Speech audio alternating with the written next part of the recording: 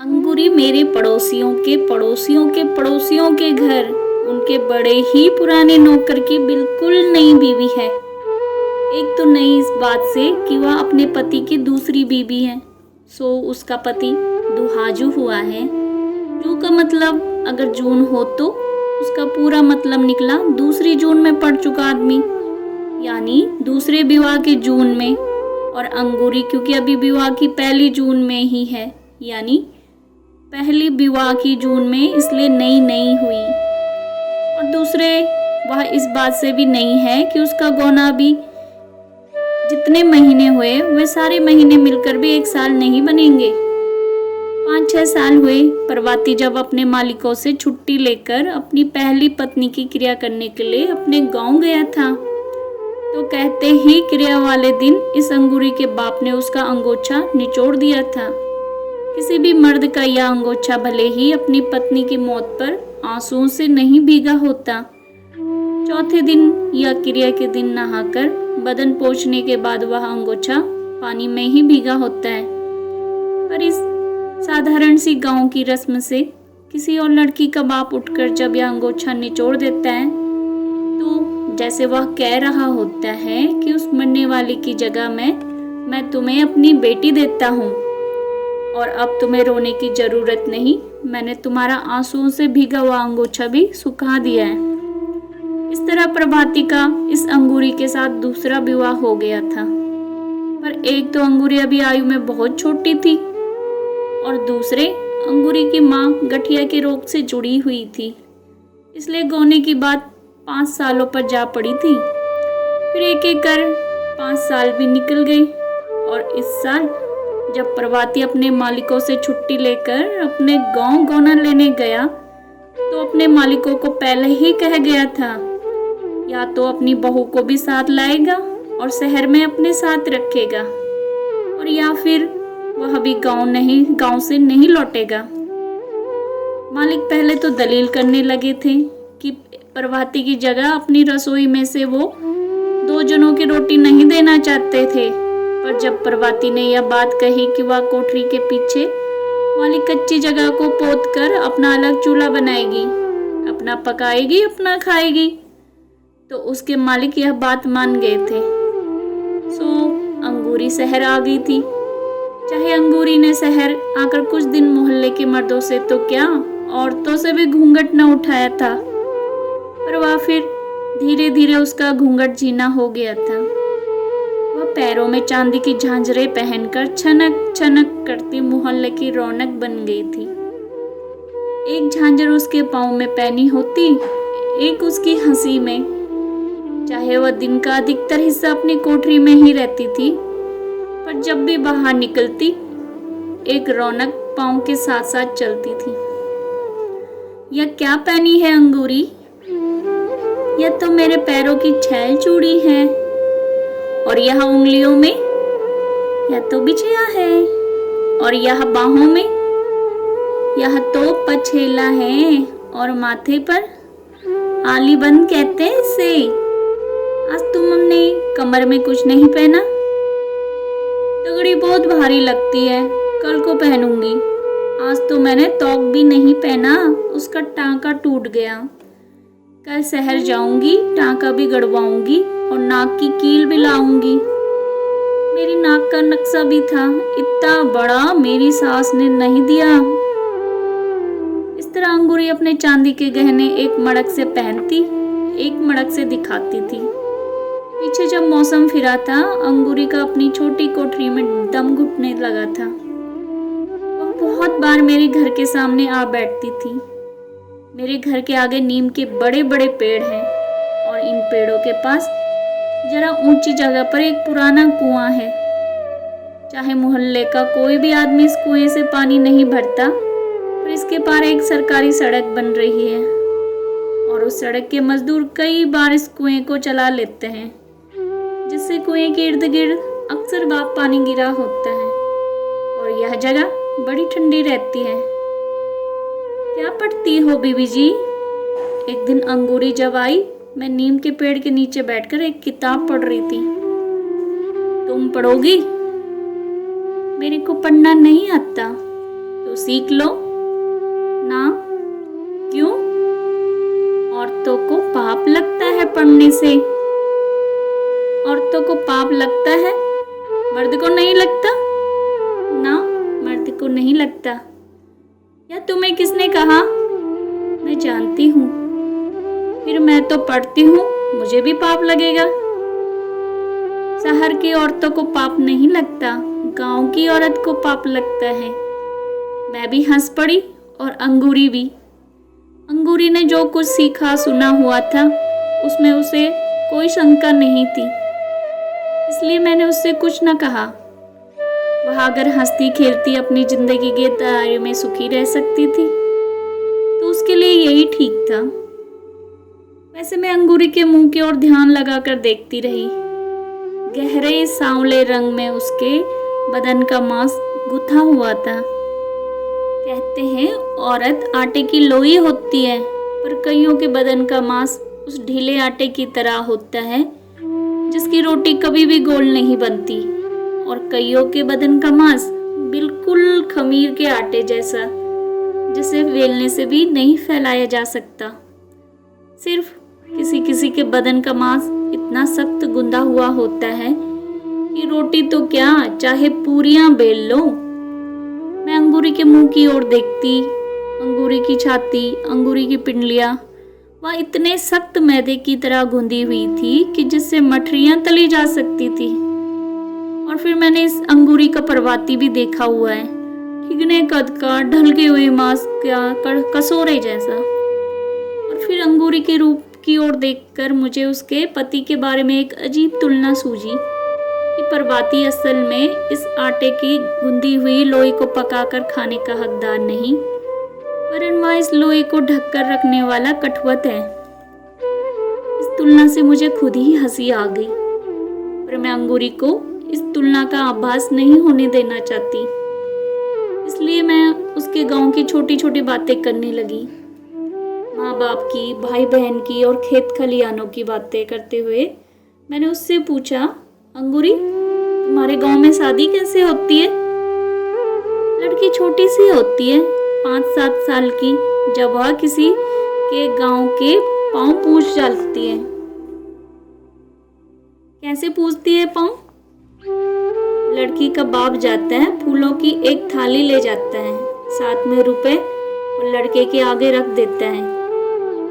यह तो एक तरह से बाप ने पांव पूज लिए, लड़की ने कैसे पूजे?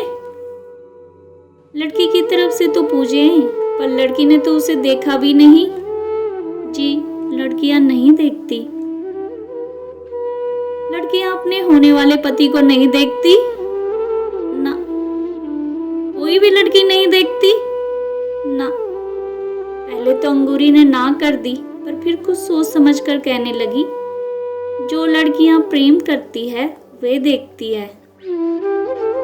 तुम्हारे गांव में लड़कियां प्रेम करती है? जी, कोई कोई। जो प्रेम करती है उनको पाप नहीं लगता?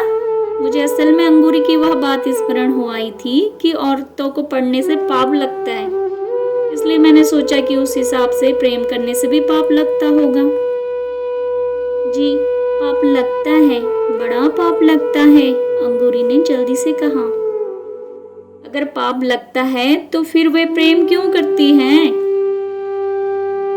जे तो बात यह होती कि कोई आदमी जब किसी छोकरी को कुछ खिला देवे तो उससे प्रेम करने लग जाती है। कोई क्या खिला देता है उसको? जी, एक जंगली बूटी होती है, बस वही पान में डालकर या मिठाई में डालकर खिला देता है, तो छोकरी उससे प्रेम करने लग जाती है। फिर उसे वही अच्छा लगता है, दुनिया का और कुछ भी अच्छा नहीं लगता। सच? मैं जानती हूँ, मैंने अपनी आंखों से देखा है। किसे देखा है तुमने? जी, मेरी एक सखी थी, इतनी बड़ी थी मेरे से। फिर क्या? वह तो पागल हो गई थी उसके पीछे, शहर चली गई उसके साथ। या तुम्हें कैसे मालूम कि तेरी सखी को उसने जंगली बूटी खिलाई थी? बर्फी में डालकर खिलाई थी और नहीं तो क्या, वह ऐसे ही अपने माँ बाप को छोड़कर चली जाती। वह उसको बहुत चीजें ला कर देता था। शहर से धोती लाता, चूड़ियां भी लाता, शीशे की और मोतियों की माला भी। ये तो चीजें हुई ना, पर यह तुम्हें कैसे मालूम हुआ कि उसने जंगली बूटी खिलाई थी? और नहीं तो क्या, नहीं खिलाई थी तो वह उसको प्रेम क्यों करने लग गई? अरे प्रेम तो यूं ही हो जाता है। नहीं नहीं, ऐसे नहीं होता। जिससे माँ बाप बुरा मान जाए, भला उससे प्रेम कैसे हो सकता है? तुमने वह जंगली बूटी देखी है? जी मैंने नहीं देखी, वह तो बड़ी दूर से लाते हैं, फिर छुपाकर मिठाई में डाल देते हैं या पान में डाल देते हैं। मेरी माँ ने तो पहले ही बता दिया था कि किसी के हाथ की मिठाई नहीं खाना। तूने बहुत अच्छा किया कि किसी के हाथ की मिठाई नहीं खाई, पर तेरी सखी ने कैसे खा ली? अपना किया पाएगी, किया पाएगी। कहने को तो अंगूरी ने यह कह दिया, पर उसको अपनी सहेली पे स्नेह आया या तरस आ गया।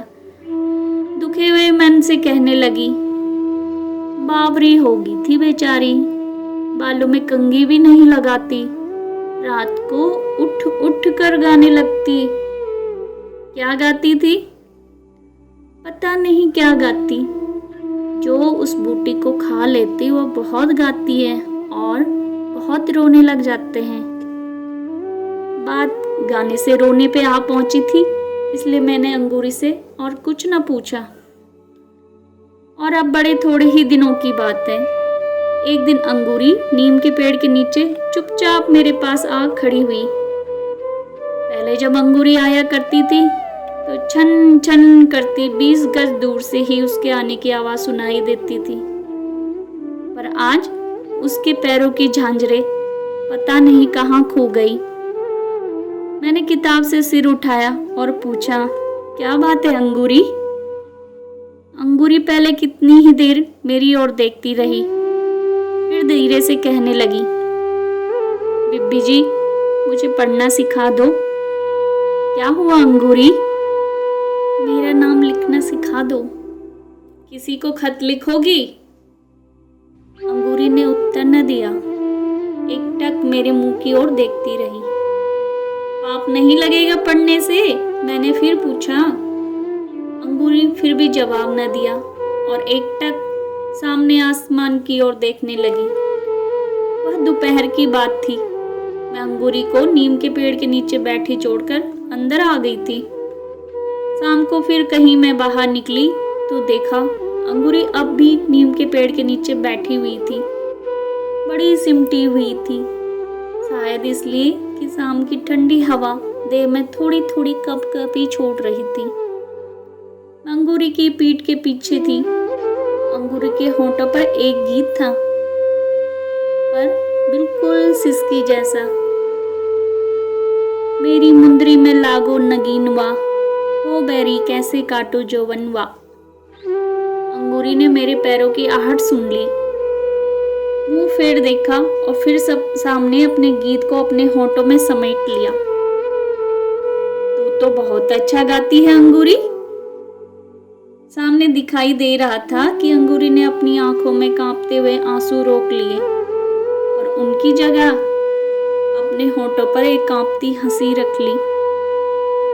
मुझे गाना नहीं आता। आता है? यह तो तेरी सखी गाती थी, उसी से सुना था। फिर तो मुझे भी सुनाओ।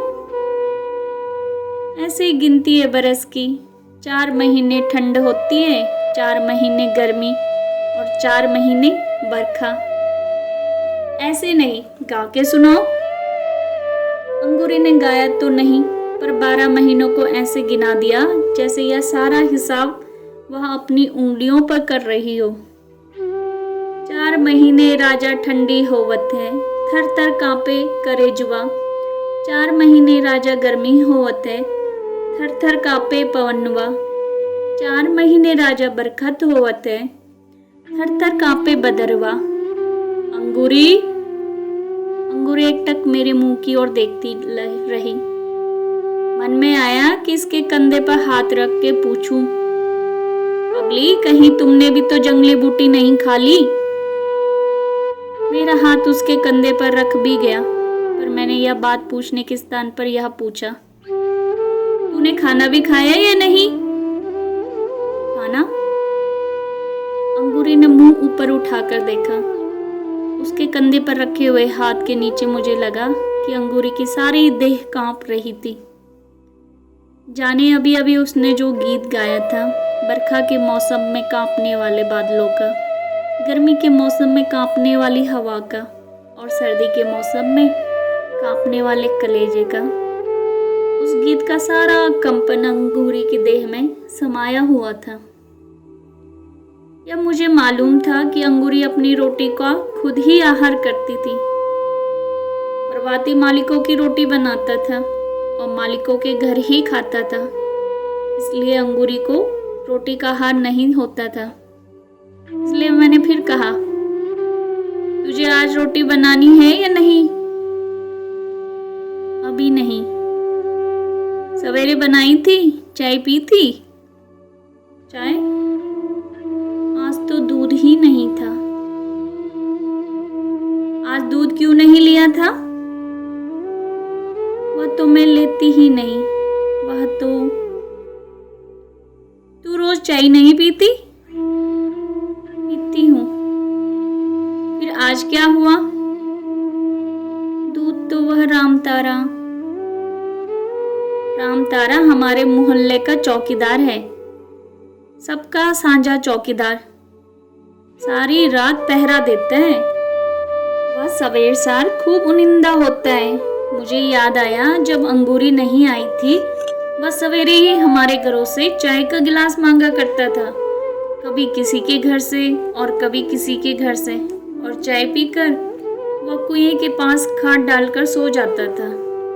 और अब जब से अंगूरी आई थी, वह सवेरे ही ग्वाले से दूध ले आता था। अंगूरी के चूल्हे पर चाय का पतीला चढ़ता था और अंगूरी, प्रभाती और रामतारा तीनों चूल्हे के गिर्द बैठकर चाय पीते थे। और साथ ही मुझे याद आया कि रामतारा पिछले 3 दिनों से छुट्टी लेकर अपने गांव गया हुआ था।